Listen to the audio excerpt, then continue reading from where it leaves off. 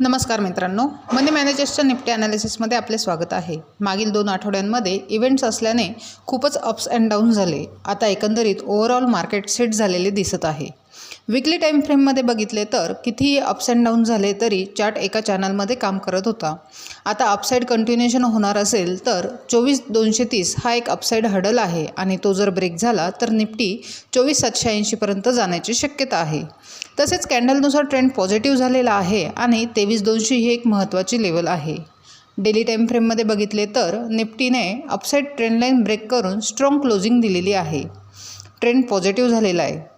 30 minute time फ्रेममध्ये बघितले तर 24,100 आणि 23,640 या दोन महत्त्वाच्या लेवल्स आहेत। आता उद्यासाठी 5 मिनिट टाइम फ्रेममध्ये बघितले तर निफ्टीने 23,851 म्हणजे जवळजवळ 23,870 या रेजिस्टन्सजवळ क्लोज झालेली आहे। तसेच 23,480 जो रेजिस्टन्स होता तो आता सपोर्टचे काम करेल। 23,640 ही एक महत्त्वाची लेवल आहे। ती जर खाली ब्रेक झाली तर निफ्टी पुन्हा 23,480 या लेवलचा सपोर्ट घेऊन अपसाइड मूव्ह करू शकते आणि 23,850 हिट करू शकते। जर गॅप अप ओपनिंग झाली तर 24,100 हा एक अपसाइड हर्डल आहे, तोही ब्रेक झाला तर निफ्टी 24,230 पर्यंत जाण्याची शक्यता आहे।